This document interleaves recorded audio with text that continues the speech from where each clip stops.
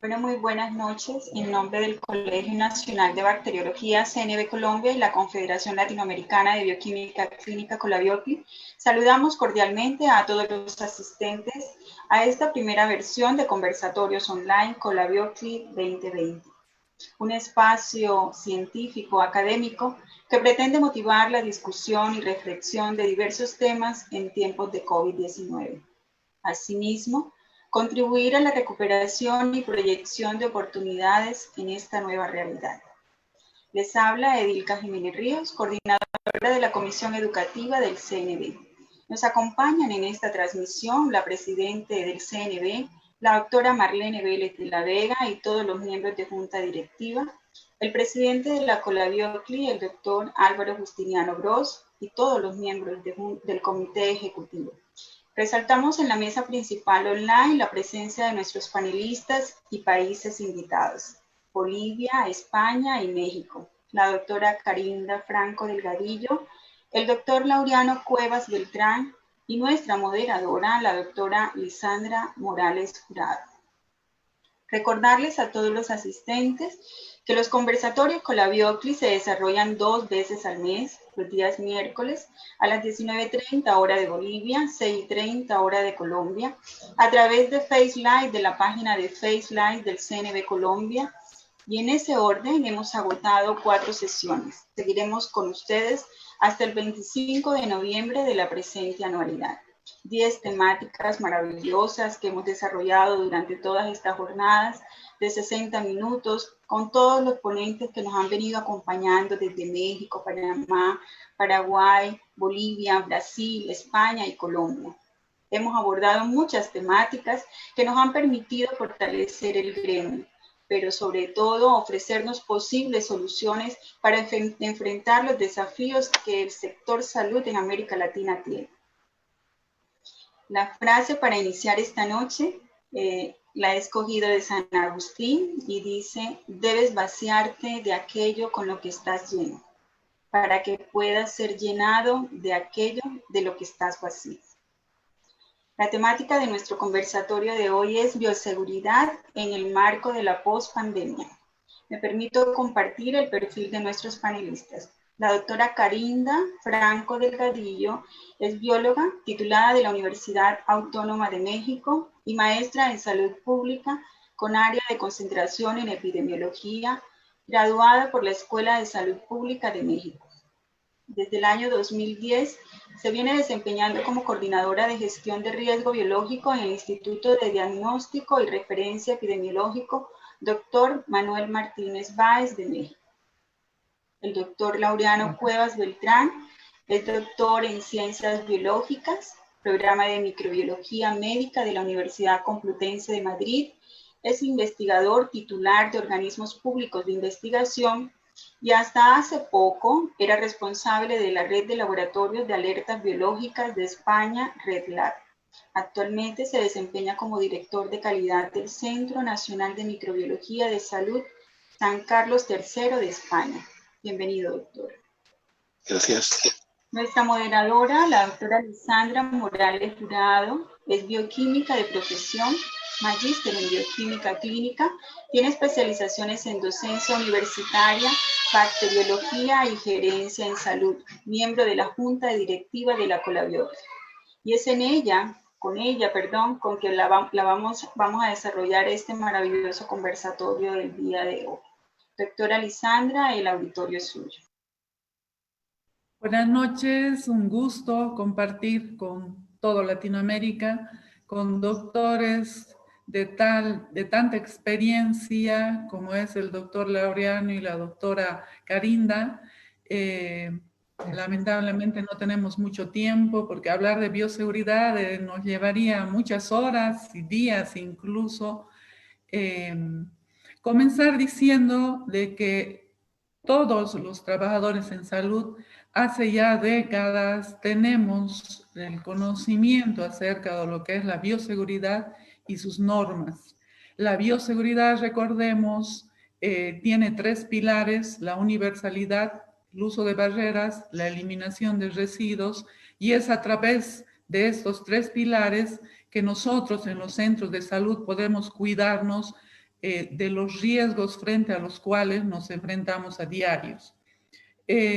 Con este virus que nos está provocando tantos malos momentos que ha provocado esta pandemia, con este virus ya hace unos meses no conocíamos ni tampoco hemos terminado de conocerlo a este patógeno, pero la bioseguridad desde el principio nos ha ofrecido el uso de barreras físicas, químicas, todavía no biológicas, porque no tenemos una vacuna. Sí hay vacunas que ya pronto van a salir, que es una esperanza para esta pandemia y estos malos momentos que estamos atravesando, pero la bioseguridad desde el principio nos ha ofrecido el uso de barreras físicas, químicas para protegernos no solamente de este virus, sino también de otros patógenos. La bioseguridad siempre nos ha dicho que debemos considerar a todos los pacientes y las muestras manipuladas como potencialmente infectadas, y una vez más en el manejo de este virus, la bioseguridad nos ha demostrado que esto no lo tenemos que olvidar y lo tenemos que aplicar siempre.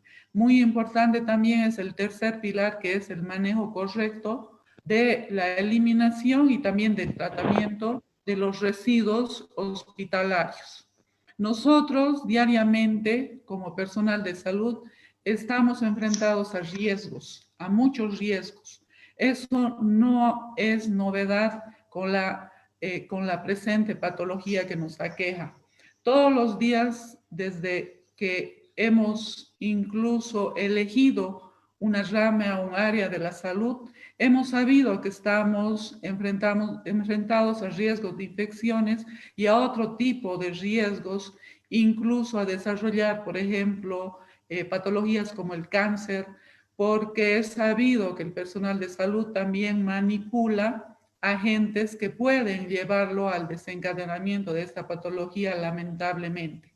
Entonces, nosotros como personal de salud nos tenemos que cuidar y para eso tenemos que cumplir las normas de bioseguridad. De eso es lo que vamos a hablar ahora, de eso es en lo que nos tenemos que concentrar en este conversatorio y vamos a recibir las experiencias tan valiosas de dos profesionales tan destacados.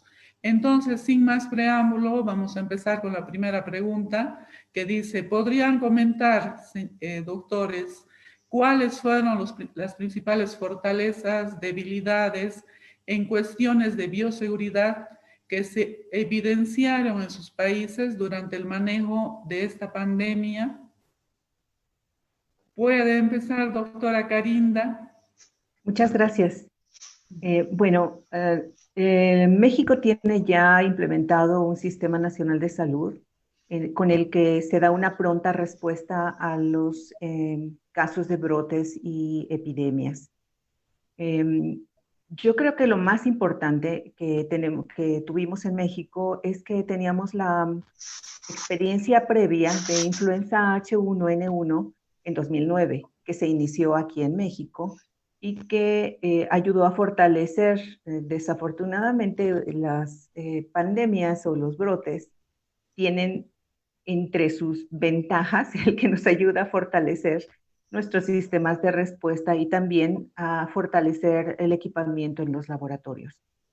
Entonces, cuando nosotros supimos del brote que estaba ocurriendo en Wuhan, en diciembre, en enero, a principios de enero, en México, el laboratorio, que es el Laboratorio de Diagnóstico y Referencia Epidemiológico, se empezó a implementar las técnicas diagnósticas para el diagnóstico de la enfermedad y además implementó el sistema de comando de incidentes para poder atender la demanda de diagnóstico que iba a ocurrir.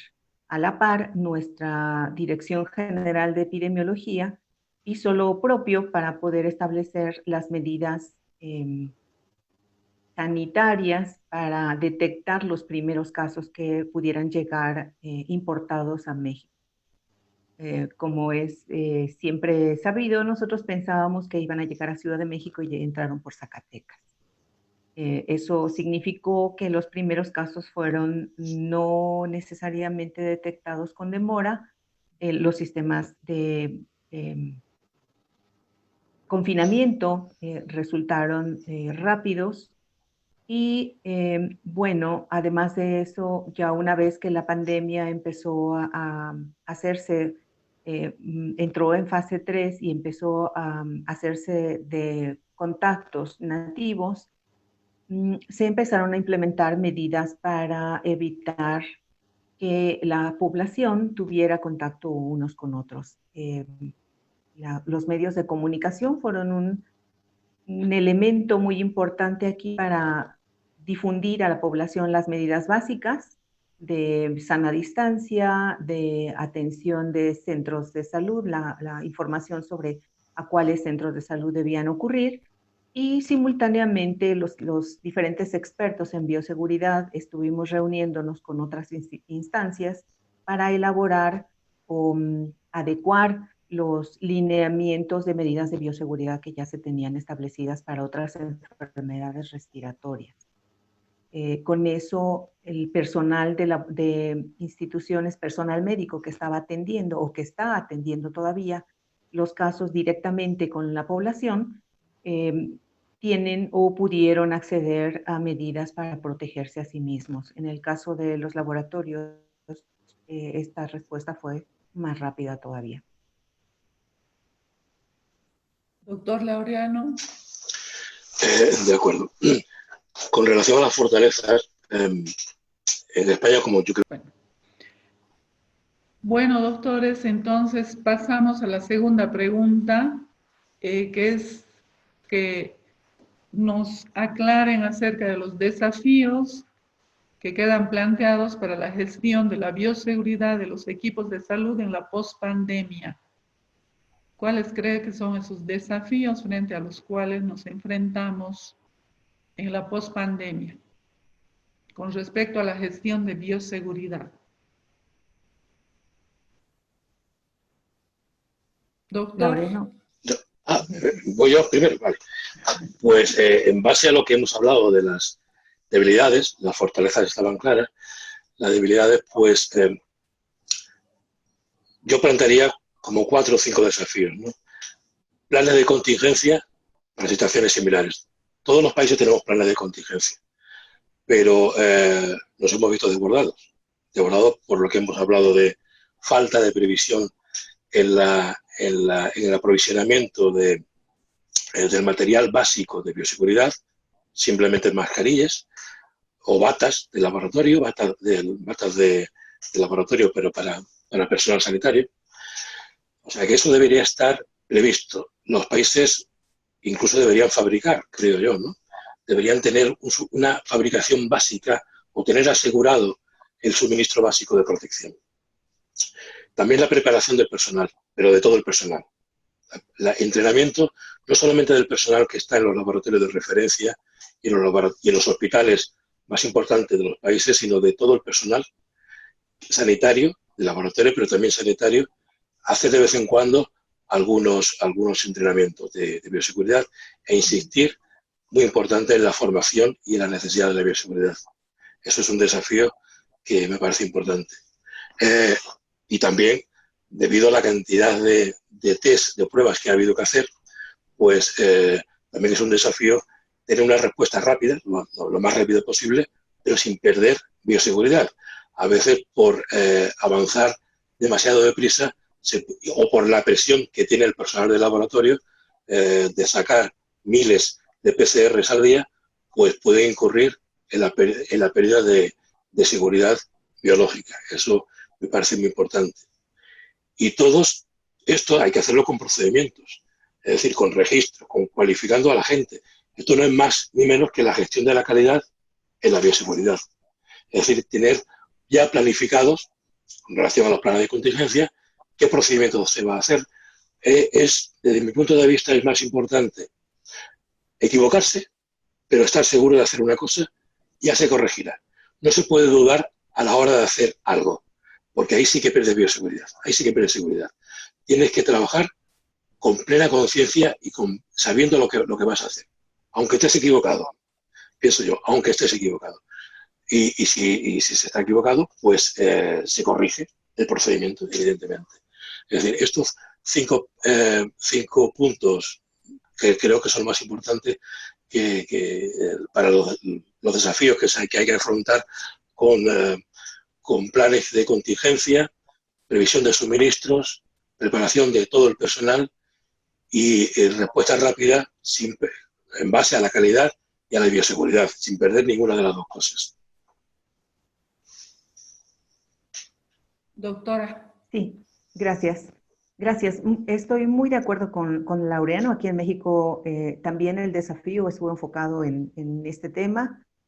A pesar de que la gente de los laboratorios, el personal de los laboratorios, tanto de referencia como los laboratorios estatales, tienen poca renuencia a modificar procedimientos. Ellos ya están muy bien comprometidos con la bioseguridad y la biocustodia. No ocurre lo mismo con los laboratorios clínicos particulares o de instancias de gobierno en los hospitales. El personal que atiende directamente al paciente, el que toma las muestras, no estaba debidamente entrenado y fue necesario reforzar o iniciar, como inducir esta capacitación en ellos.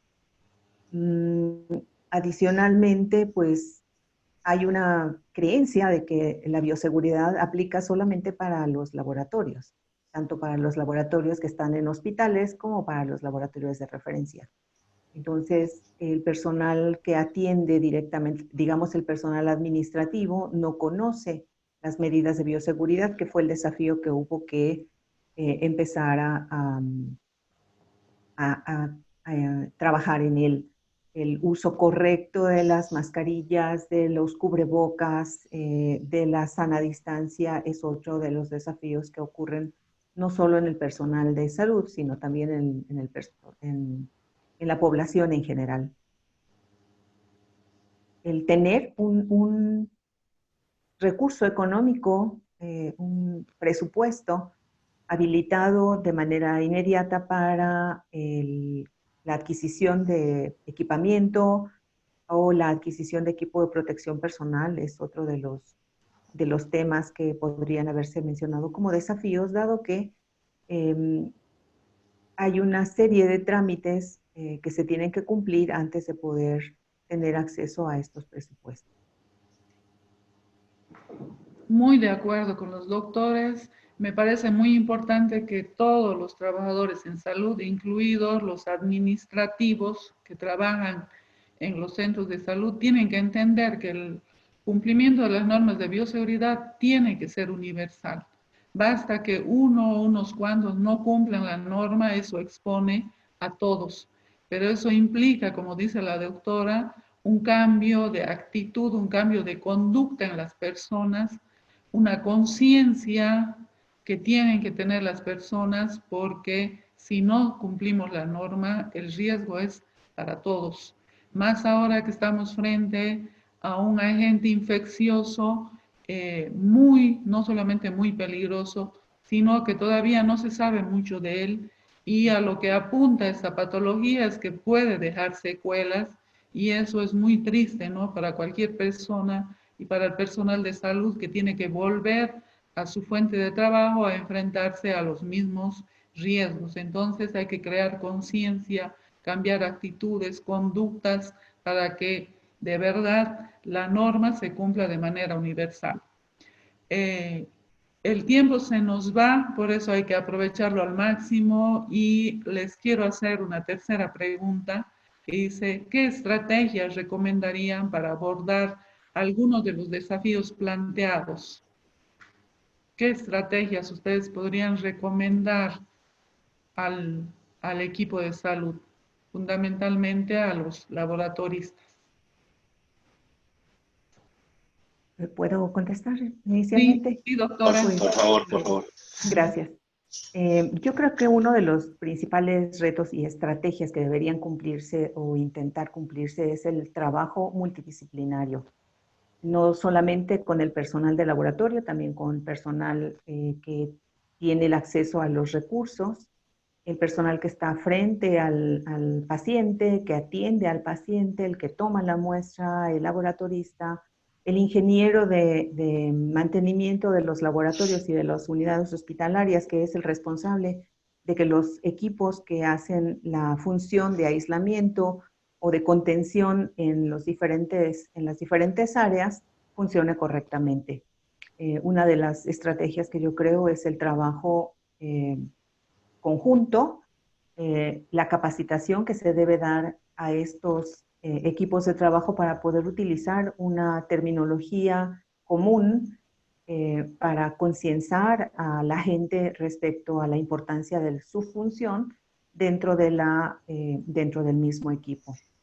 El tener los planes estratégicos que puedan modificarse de manera inmediata y pues no esperar a que lleguemos a la fase de introducción del agente biológico en el territorio nacional, sino que se puede dar respuesta desde mucho antes cuando se tiene conocimiento del brote. Doctor. Desde luego, basándose también en los desafíos de los que hemos hablado, estrategias, pues es suministros básicos estratégicos, evidentemente, tener todo el equipamiento de contención, tanto de personal, tanto de EPPs, los de protección personal, como de instalaciones, de cabinas de bioseguridad. Si puede ser de fabricación nacional, mejor, o depender entre varios países, hacer acopio del material que se pueda. No solamente que se pueda desde el punto de vista de la protección, pero además también de reactivos comunes. Una de las cosas que increíblemente faltaron también en España, como en todos los países, fue no ya los reactivos directa, concretos para hacer las PCR, por ejemplo, porque de eso sí había, sino para la extracción de ácidos nucleicos. No había reactivos para extracción de ácidos nucleicos. No se podían hacer PCR porque no se podía hacer extracciones. Faltaron, y esos reactivos se pueden hacer fácilmente en un país. Los desinfectantes, otro suministro básico, ¿no? Alcoholes, lejías, es más fácil, ¿no? Pero también faltaron hidrogeles, faltaron pues lo básico también. Es decir, un país, aunque se caduquen, no importa, también caducan las armas y las municiones caducan y no por eso se dejan de fabricar. Y pues si hay que tener reactivos, insumos, fungibles, desinfectantes que caducan, pues lo tenemos, y que caducan, pues menos mal que no ha sido necesario utilizarlos, ¿no? Todo esto, claro, la estrategia pasa por recursos presupuestarios. Hay que dotar al gobierno, incluso a locales, regionales, nacionales, hay que dotarlos de instalaciones de bioseguridad. No es necesario, mejor dicho, es necesario un gran laboratorio o 2 o 3 laboratorios nacionales de referencia, pero es necesario también tener, a veces en locales, en sitios de provincias o en regiones. Y eso, desde mi punto de vista, es muy importante, porque, por ejemplo, el transporte de muestras hay que hacerlo, o es mejor, tiene que ser un transporte de muestras rápido y seguro, o hacemos laboratorios de bioseguridad móviles. Eso también puede ser una opción. Esos son planes estratégicos que los gobiernos deben solucionar, deben decidir. Muy importante el entrenamiento continuo del personal. Esa es una estrategia. El personal, la formación del personal es evidentemente una dotación. Deben dotar a quien tenga que formar al personal, y el personal ser formado, evidentemente. Y una actualización continua de la información, tanto en redes de fuentes confiables, en la OMS, en la OMS, en los ministerios de cada país. No hay que buscar la información fuera de sitios, eso ya ha pasado en todos los países, ¿no? Ha habido muchos rumores de cosas que funcionaban, que no funcionaban. No, hay que ir a las fuentes oficiales. Eso es un desafío para los gobiernos que tienen que convencer, no ya a la gente, sino también a sus expertos de que la fuente a la que tienen que ir son fuentes centralizadas y confiables, evidentemente. Eso es lo que yo pondría de estrategia. ¿Quién se debe encargar de eso? Pues el Estado, dando inversión, evidentemente, y coordinando al resto de agentes, de universidades, de agentes sociales, de laboratorios privados. Las universidades con los planes curriculares de formación en bioseguridad. Eso también es dando diplomas o dando cursos de bioseguridad. Y también las universidades, como los centros privados, también tienen personal que está trabajando en bioseguridad y en laboratorios. Lo que ocurre es que no están haciendo investigación, y normalmente cuando se trabaja con investigación, tengo ahí una diapositiva, pero no sé si dará tiempo, se sabe con lo que se está trabajando. Es decir, si alguien está trabajando en este momento con el virus cultivándolo, con el coronavirus, pues sabe lo que está haciendo. Ahora, si te vienen muestras a un laboratorio de microbiología, a un laboratorio clínico, que desconoces, sí, exactamente eso. Los laboratorios de investigación, por supuesto que tienen que trabajar con bioseguridad, pero ahí saben con lo que trabajan. Los laboratorios clínicos no saben la muestra que va a recibir. Es decir, hay que estar pendiente de bioseguridad. Como mínimo tienen que emplear un nivel de un nivel 2, quien trabaje con sangre, por ejemplo. Bueno, esto es una recopilación de laboratorios clínicos. Si me pones la siguiente, por favor. En la siguiente, estamos acostumbrados a la anterior. Estamos acostumbrados a saber lo que es un laboratorio clínico, pero, por ejemplo, abajo, el laboratorio de biología reproductiva también tiene que trabajar con bioseguridad. Los análisis de semen, de óvulos, de la tecnología de reproducción asistida, también tienen que trabajar con bioseguridad. Son muestras clínicas, son muestras humanas que también pueden ser infecciosas, ¿no? Y la siguiente diapositiva, si dan tiempo, lo dejamos después para el final. Esto ya podemos hablar después. Es decir, los laboratorios privados también deben estar preparados. En España, y como me imagino que también en todos los países, también se prestaron a ayudar en la detección, en hacer pruebas, pero no estaban tan preparados para esto como estaban preparados los laboratorios de referencia. Y entonces, hasta que no nos aseguramos de que los laboratorios que querían colaborar, tanto de la universidad pública como de centros privados, no tenían la visibilidad necesaria, no se permitió en los tiempos de las fases, cuando estaba la pandemia, estaba ya declarada, no se permitió que trabajaran si no demostraban que tenían unas instalaciones de bioseguridad y personal formado muy importante, claro. Doctora, usted si puede hacer algún comentario acerca de qué papeles deberían jugar el Estado, las universidades, las asociaciones profesionales, incluso el sector de salud en este tema.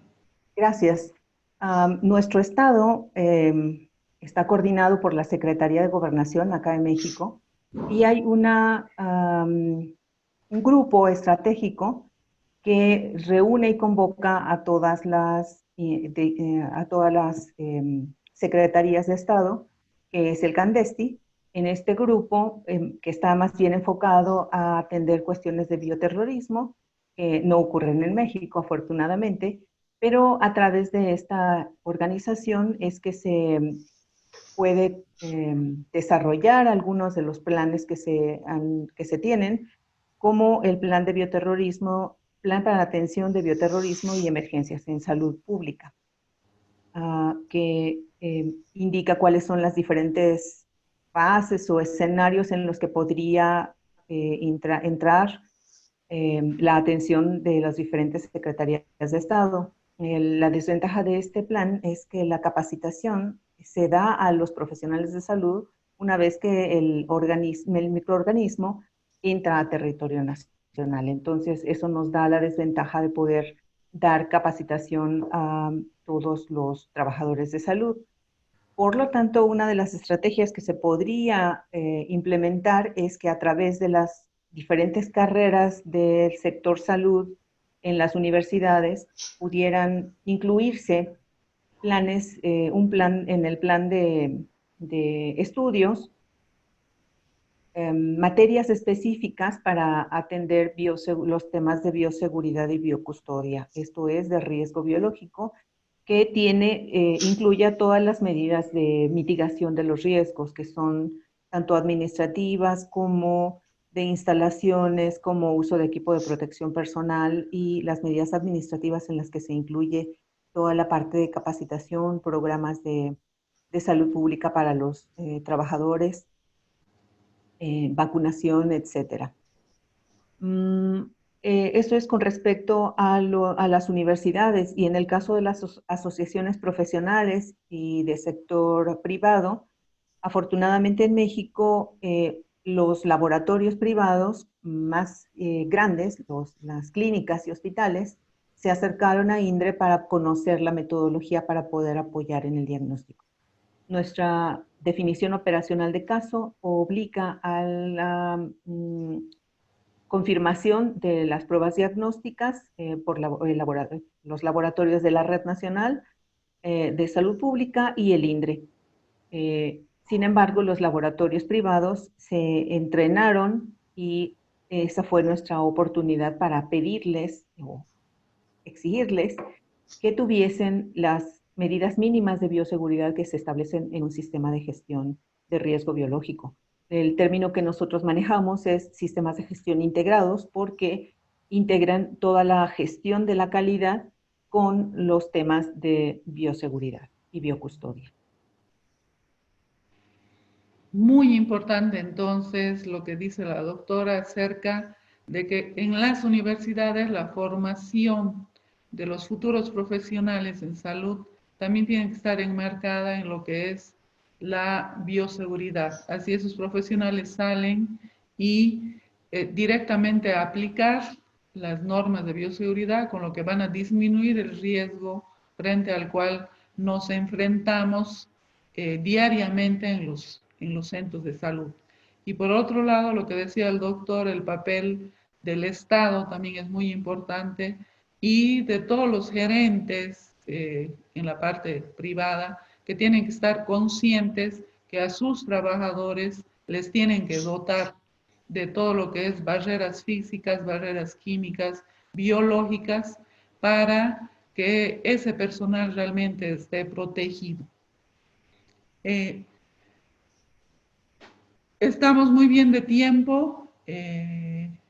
La cuarta y última pregunta que queremos debatir con ustedes es la siguiente. ¿La gestión de la bioseguridad debería abordar como una cuestión específicamente técnica o incluye también una dimensión cultural? En función de ello, ¿qué cambios deberíamos esperar en la gestión de la bioseguridad de los laboratorios clínicos en el marco de la pospandemia? ¿Voy yo? Doctor. De acuerdo. Yo creo que la pregunta ya está, la respuesta son las dos cosas, técnicas y cultural. La técnica, la dimensión técnica la hemos estado hablando antes, es decir, tiene que haber cambios para que quien corresponda, el gobierno, sobre los gobiernos centrales, los gobiernos autonómicos y de las regiones, tengan la capacidad, por lo menos, de ayudar en el abastecimiento de equipos de protección y de barreras. Esa dimensión técnica es la que debe existir. Es decir, no puede haber laboratorios de hospitales para hacer tuberculosis sin que tengan un laboratorio de bioseguridad de nivel 3, por ejemplo. Esa aportación técnica debe existir, pero también la cultural. La cultural a través de la evaluación del riesgo. No estamos muy acostumbrados, las personas que no trabajan en los laboratorios estrictos de microbiología, no están muy acostumbrados a evaluar el riesgo. Entonces, la evaluación del riesgo pues debe hacerse según unos parámetros internacionales de la OMS, de los BNBL, en fin, existen muchos manuales en los que basarse, ¿no? Y en esto que pongo ahí en rojo, periscope, para que la gente tenga el periscopio puesto para evaluar, hay que ver pues la patogenicidad de la gente. Por ejemplo, el virus pues es muy patógeno, ¿no? Sin embargo, es muy poco estable. El virus del coronavirus 2, SARS-2, es muy poco estable. La ruta de transmisión ya la conocemos y si es de vía aerosoles, como es este, pues evidentemente tiene que ser a través de barreras con cabinas de bioseguridad, con laboratorios de clase 3 o de clase 2 adaptados a clase 3. La infecciosidad, es muy importante la dosis. Este virus es bastante infeccioso y bastante contagioso. Otra cosa es que la sintomatología en algunas personas no sea tan grave, en algunos ha sido leve, pero ha sido bastante infeccioso. La supervisión médica en el laboratorio clínico, sino en el mismo sitio que esté cercano al lugar donde se puede producir el accidente, ¿no? También la concentración y el volumen pues, son muy importantes. No es lo mismo una muestra de una persona que un laboratorio, perdón, que un cultivo de una bacteria o de un virus. Está mucho más concentrado en general, excepto excepciones, está muy concentrado en el cultivo. Aunque, por ejemplo, este virus tenía mucha carga vírica en la faringe o en la nasofaringe, ¿no? Muy importante también la profilaxis. En este caso no existía profilaxis. Luego este virus hay que tratarlo entre 3 y casi, yo diría que 4.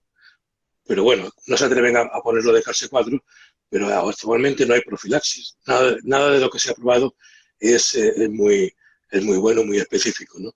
Ya saldrán cosas, pero bueno, hasta ahora no. Y la experiencia y la capacitación, es decir, no lo mismo para evaluar el riesgo, no lo mismo tener a personal capacitado que no tener personal capacitado. También ocurre lo contrario, es decir, ocurren desde mi punto de vista, dos situaciones muy diferentes. Uno de la persona que se hace muy valiente y dice, pues yo no voy, a mí no me importa contagiarme porque yo voy a trabajar con el virus, ya, pero tú no te contagiarás y eres muy valiente, pero las personas con las que vas a estar después, tanto pacientes como familiares como amigos, sí lo puedes contagiar. No se trata de que tú seas valiente, se trata de que tú trabajes y puedas seguir trabajando. ¿De qué sirve trabajar, ponerte enfermo y no poder seguir trabajando, evidentemente? Y también existe la persona, como decía la doctora Morales, que pone demasiadas barreras y no evalúa bien el riesgo, demasiadas barreras, trajes de astronautas con los que no te puedes mover, triple guante, escafandra. Pues eso en situaciones determinadas sí que es necesario, pero en la mayoría de las situaciones no. Y, por ejemplo, la OMS y, en fin, todos los laboratorios internacionales recomiendan que el virus como este, que aunque sean peligrosos, aunque sean patógenos e infecciosos, para hacer la PCR, si lo inactivas, el virus ya está inactivado, ya se puede sacar del laboratorio de clase 3 o de clase 2 con cabina de bioseguridad, se puede trabajar en un laboratorio de clase 2, evidentemente. Los cambios, pues de lo que hablaba, es decir, tiene que haber una evaluación científica y eficiente del biorriesgo. Hay que basarse en conocimientos para evaluar el riesgo. No solamente puede ser una intuición, hay que conocer, hay que ser experto. Y para eso pues, debe haber personal trabajando en los diferentes patógenos. Incluso si no están en el país, pues alguna familia, algún virus de la familia, alguna bacteria de la familia, seguramente habrá en el país y se podrá trabajar con ellos. Y se podrá conocer qué riesgo puede tener, ¿no? Y trabajar. Cambio también, pues la preparación continua del personal y hacer ejercicios. A mí me parece muy importante hacer ejercicios, ¿no? Como hacen los bomberos, como hace el ejército. No hay pandemia, no hay nada, pues a hacer ejercicios, no importa, hay que hacer ejercicios periódicos. Y de hecho, bueno, en Europa, cuando yo estaba en la red de laboratorios de alertas, seguro que se seguirán haciendo, anualmente había ejercicios estratégicos y logísticos de cómo debían actuar y de qué estaban dotados los laboratorios y se hacían ejercicios. Eran ejercicios simulados, pero reales en el sentido de que había que informar de lo que se tenía. Tantos laboratorios de nivel 3, tantas cabinas de bioseguridad, etcétera, ¿no? y empalmando también, uniéndolo con la evaluación científica del riesgo, el uso adecuado de equipos de protección personal y de barreras. Evidentemente, por ejemplo, habíamos hablado alguna vez de que las lámparas ultravioleta funcionan cuando funcionan y cómo funcionan y en las circunstancias que funcionan. Es una barrera, bueno, es un descontaminante, pero es más importante limpiar bien la superficie y darle con un buen desinfectante como la lejía, el alcohol con este virus, pero no vale para todos los virus, con agentes cuaternarios, con, en fin, con desinfectantes que puedan ser válidos, eso es mucho más válido que la luz ultravioleta. Y que a mí la de bioseguridad no hace falta que sea de clase 3, pueden ser de clase 2, incluso a veces de clase 1. Hay que evaluar el riesgo, es decir, el cambio, yo situaría el cambio de mentalidad principal en la evaluación del riesgo, en la preparación continua y en el uso adecuado de los medios que se tienen. Doctora. Y en la cuestión técnica estoy completamente de acuerdo con Laureano, también en la cuestión cultural. Tiene un componente técnico que puede ser reforzado, por ejemplo, en el uso de las cabinas de seguridad biológica, ya sean de clase 2 o clase 3. Es importante que nuestro sistema de gestión nos asegure que estas reciben el mantenimiento y la certificación correcta en los tiempos en que tienen que ser establecidos. El personal debe tener un apego al uso del equipo de protección personal, no solamente el ponérselo, sino el aprender cómo ponérselo y sobre todo aprender a retirárselo de una manera adecuada para evitar el contagio posterior.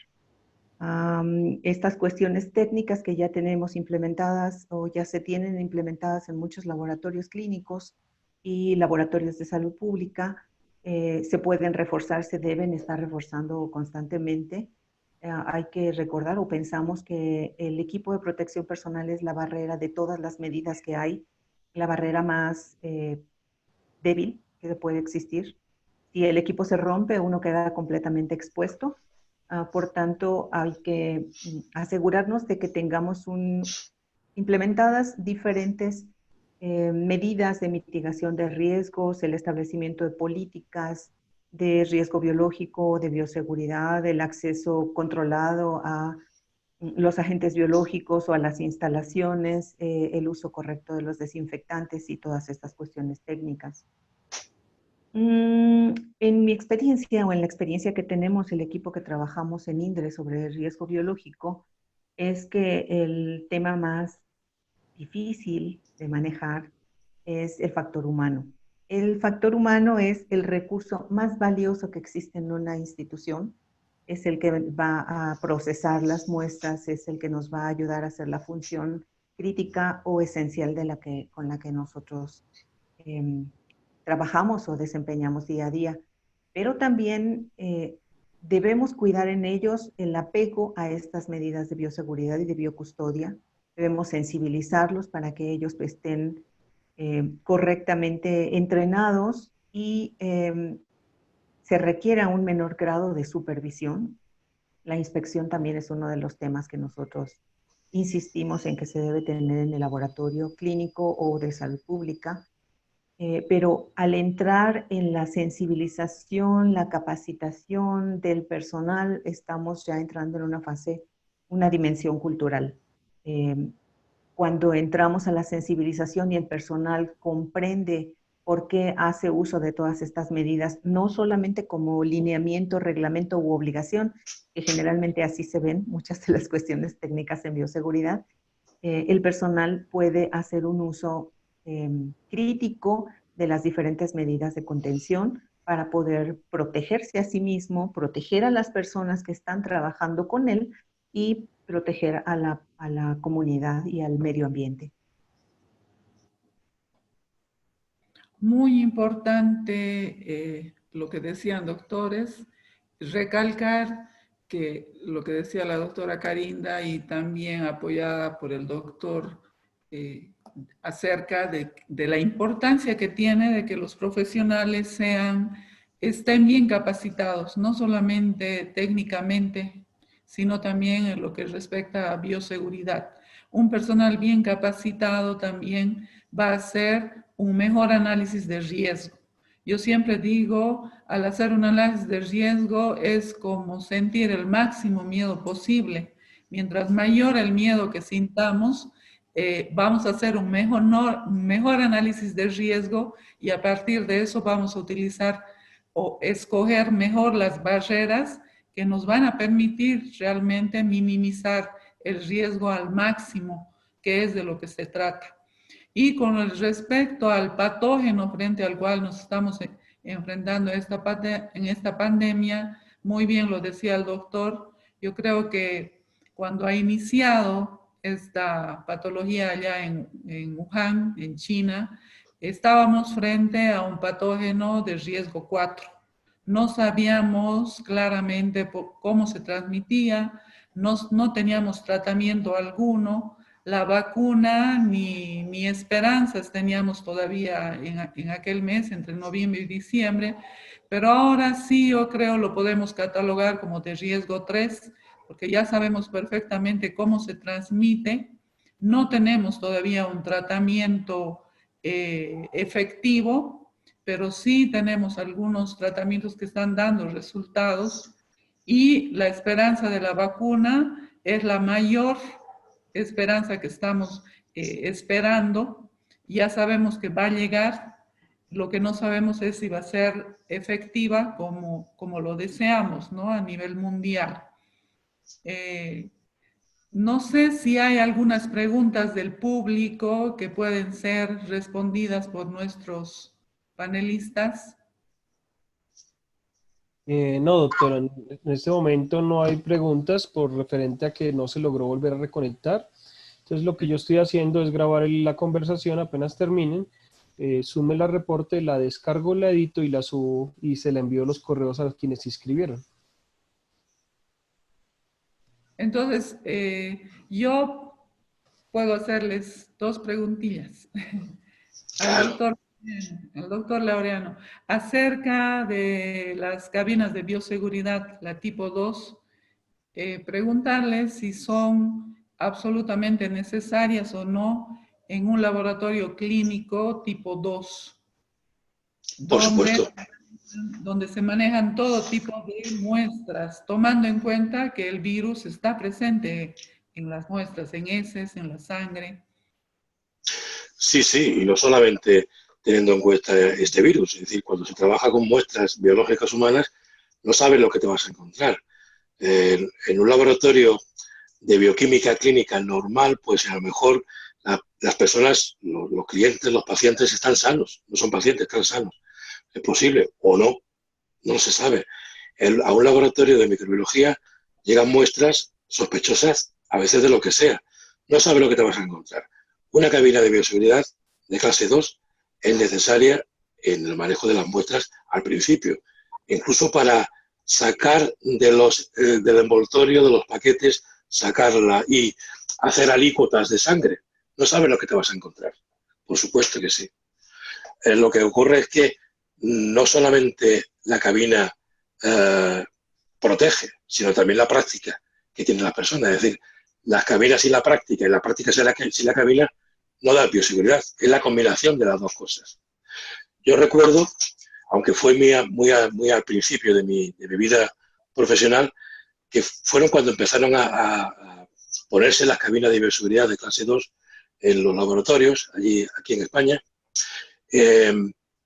Al principio, las personas se creían que eso era ya la panacea universal. Eso te quitaba de todas las contaminaciones que podía haber. Y había más contaminaciones de unas muestras a otras que cuando no había cabina de bioseguridad. Se contaminaban más las muestras con las cabinas de bioseguridad, porque la gente creía que el hecho de tener la cabina ya te protegía de todo. Y ahí dentro podías hacer lo que quisieras. Y claro, sabemos que eso no es así. Pero la cabina de bioseguridad, con una buena... no se puede llenar, que eso también es otra cosa que ocurre, no se puede llenar de todo lo habido y por haber, de muestras, de material, de envases, no se puede llenar la cabina, porque entonces no funciona. Yo tengo unos vídeos, si quieres se los puedo dar cuando terminemos, que se ve perfectamente cómo pasando al lado de una cabina de bioseguridad abriendo una puerta que esté un poco cercana, hablando, el aire sale, los aerosoles salen y no lo vemos, pero salen. Es decir, cabina de bioseguridad de clase 2, sí, pero prácticas de laboratorio, buenas prácticas de laboratorio, por supuesto que también, claro. Otra pregunta sobre los respiradores, los N95 o similares como los KN95, que tienen una vida media, por lo menos cuando llega inscrito en las cajitas, de alrededor de 8 horas. ¿Es válido utilizarlos varias veces, respetando esas 8 horas de duración de tiempo de vida? Utilizarlos varias veces y esterilizarlos con ultravioleta. No, ultravioleta no. Ultravioleta no vale para esterilizar más que la superficie, por ejemplo, una superficie metálica. No vale con ultravioleta, una mascarilla no vale con ultravioleta. Tiene diferentes capas. Tiene diferentes capas, el ultravioleta no pasa por las diferentes capas. Eso seguro que no. ¿Que se puede utilizar varias horas? Sí.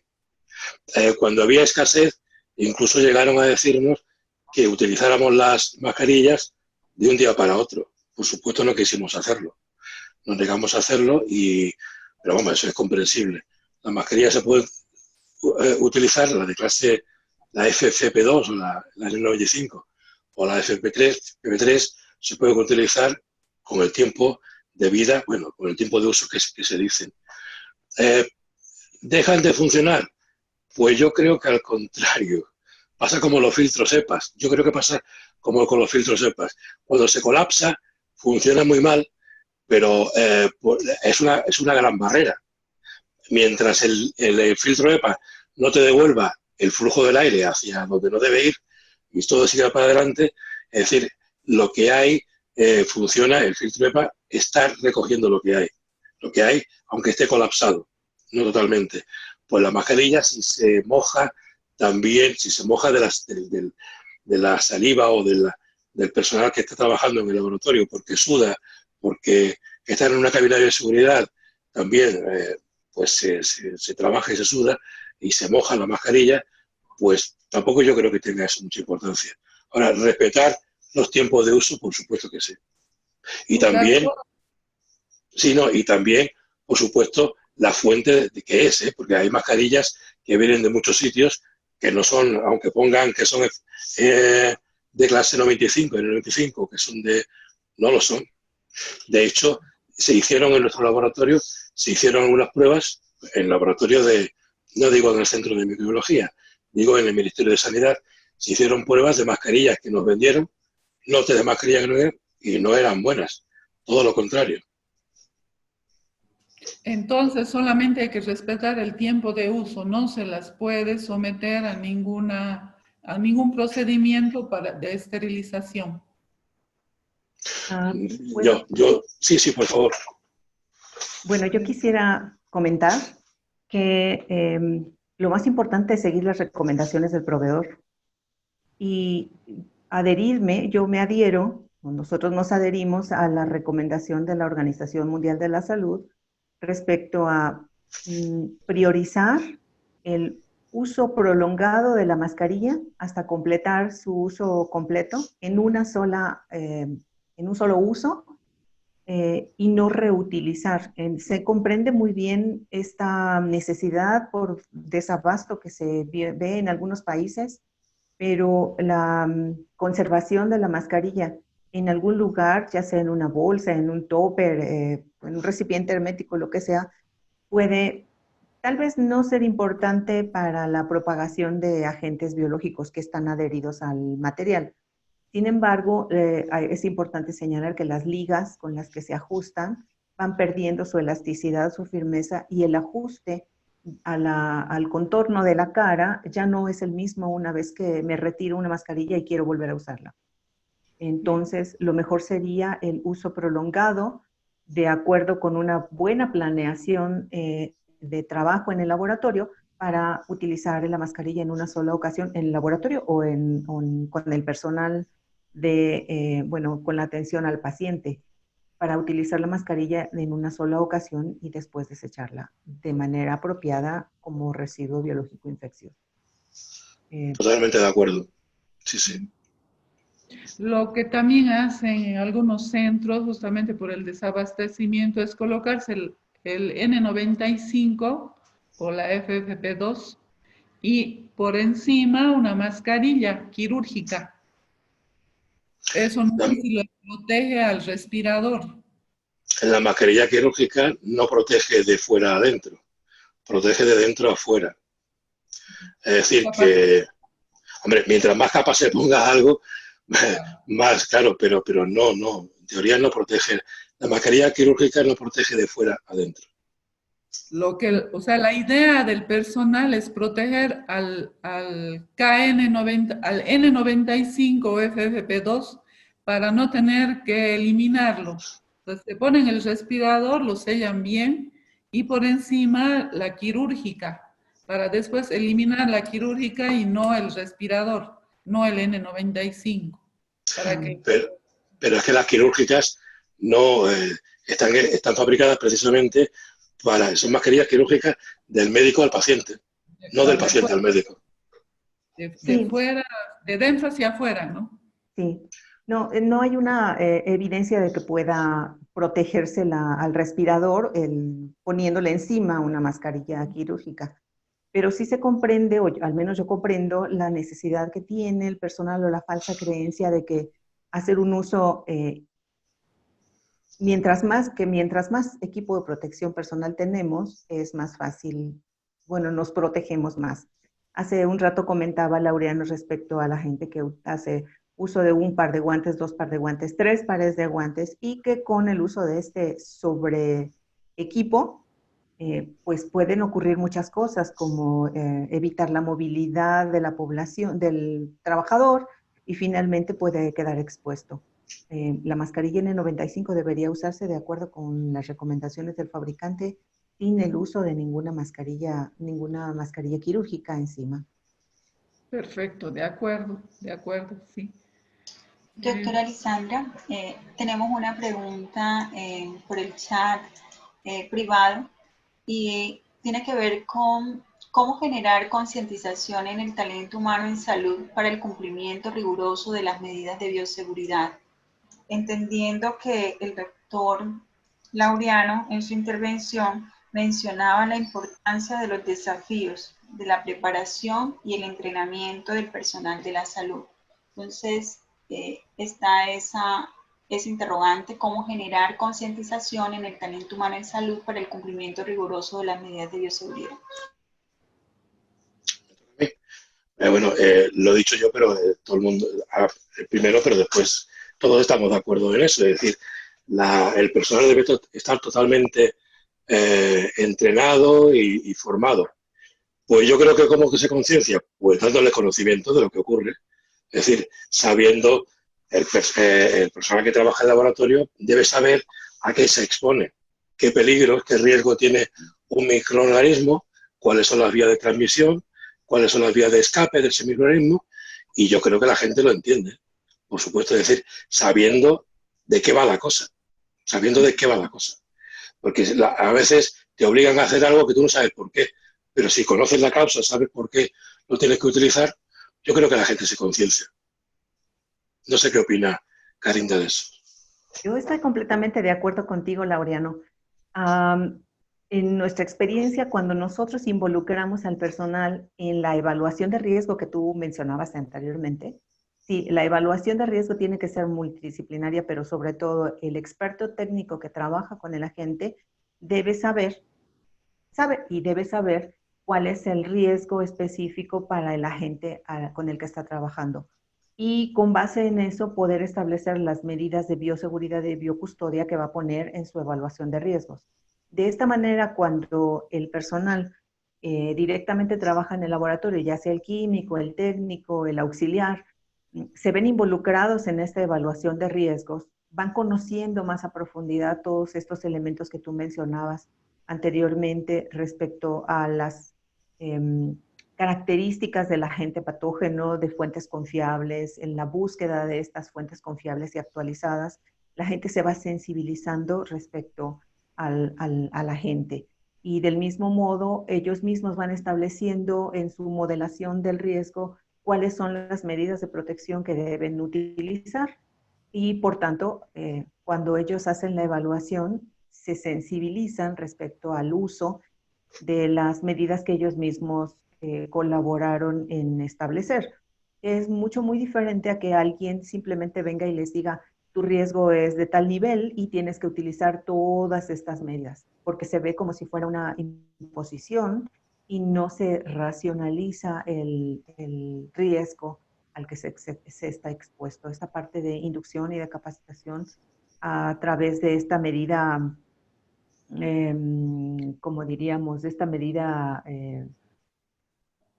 de uso cotidiano, es lo que nos ha ayudado a fortalecer la sensibilización en el personal para el uso de equipo de protección personal y de otras medidas y políticas de riesgo biológico. Muchísimas gracias, doctores, por su respuesta. Y hay una más que tiene que ver con todo el tema de las políticas públicas con respecto a los elementos de protección personal que se suministran al personal de la salud. Lo que hemos visto en la mayoría de los países de América Latina, dice la persona que escribe, es que no se contempla la inclusión de los elementos de protección personal del personal, por ende, se pone en riesgo todo lo que es la manipulación y como tal la atención de pacientes y la seguridad del paciente. ¿Qué opinan con respecto a eso?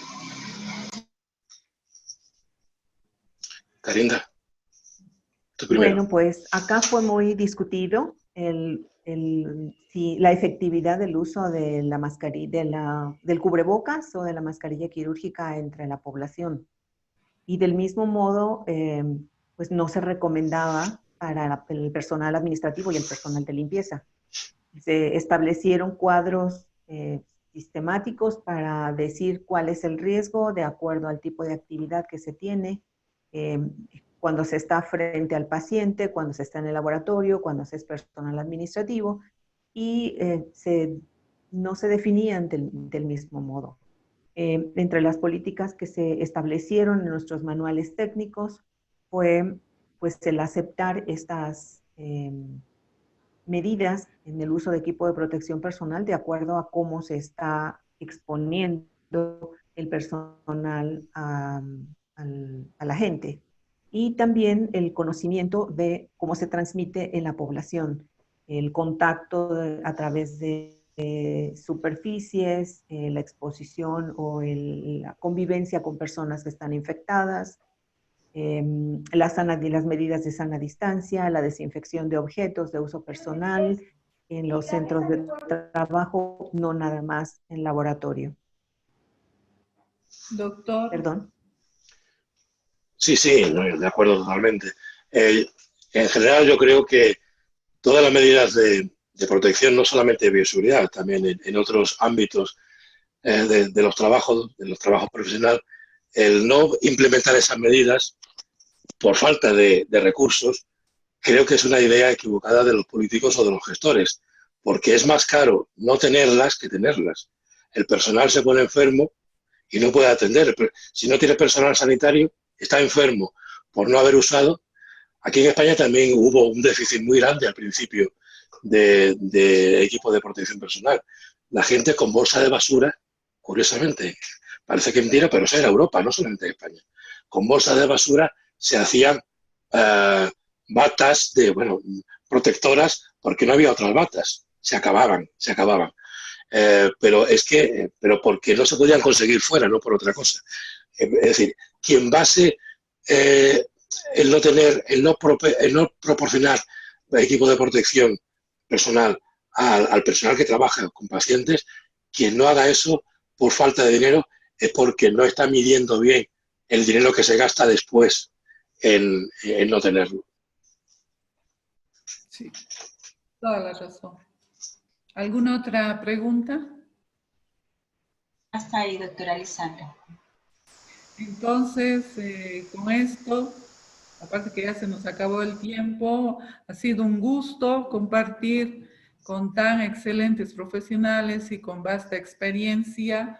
Realmente hablar de bioseguridad lleva mucho tiempo, seguramente han quedado muchas interrogantes y seguramente vamos a necesitar más conversatorios para abordar este tema tan importante que es la bioseguridad, que es realmente lo que nos está protegiendo y lo que nos va a seguir protegiendo frente a los patógenos que enfrentamos a diario en los centros de salud. No sé si quieren terminar con alguna recomendación, algún comentario. Doctora Karina. Pues un comentario muy sencillo, muy rápido, es que todos somos responsables de la salud. La bioseguridad es responsabilidad de cada uno de nosotros.